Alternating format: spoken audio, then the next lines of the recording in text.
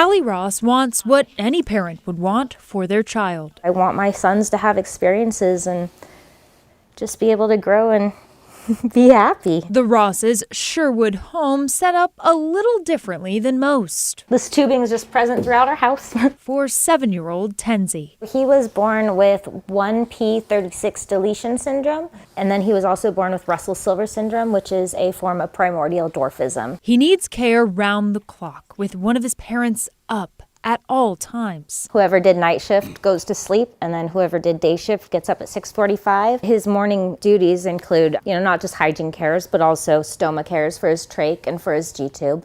And then he has at least an hour in his stander, which is where we put him to help prevent osteoporosis and just get him in that position. Ten's level of care now even more intense after his heart stopped in January 2020. Callie says doctors and nurses performed CPR for over 30 minutes before putting him on the highest form of life support. And I just remember looking at him attached to all this tubing and blood being processed out of his body by a machine, and thinking that how much I loved him. And I looked at him and I promised him that if he wanted to keep fighting, if he wanted to keep being here, that I would make sure he had the very best quality of life at home with his family where he loves to be. Due to his disability, Tenz qualifies for more than 500 hours a month of in-home intensive services through Medicaid. A pandemic rule change allowed his parents and others like them to be paid to provide those services. The temporary waiver was put in place to reduce exposure to COVID-19. This is mildly over minimum wage. It's not large, but it's enough to help families. Come mid-July, that COVID-era exception ends in Oregon. The Office of Developmental Disability Services explains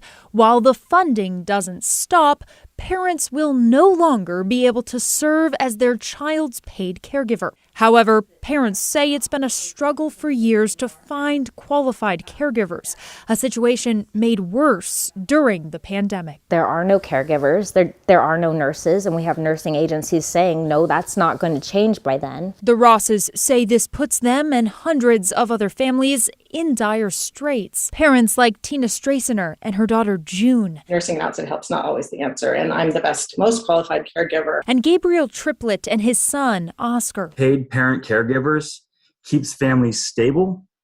It keeps children healthy and out of institutions. One of their biggest fears is without enough caregivers, families will have to make an impossible choice for their children to have them institutionalized. We're scared.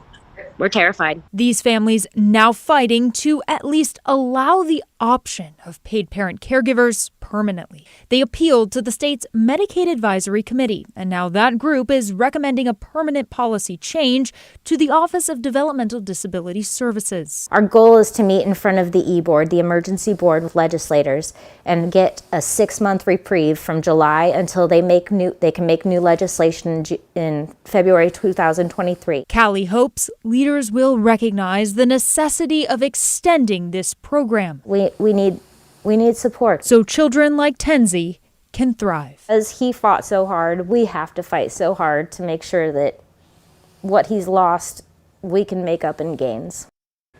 And Alma joins us now in the newsroom. Alma, I have the greatest admiration for these families you featured. And now that they're facing an end date to this policy in just a couple of months, what comes next? Well, Laurel, after trying for months to nail down a meeting, these families will sit down with the director of the Office of Developmental Disability Services to work on resolving these issues. A spokesperson for that office tells me this is a complex policy issue, and it will take changes to state regulations and approval from the Medicaid Services Office to allow these parents to remain paid caregivers.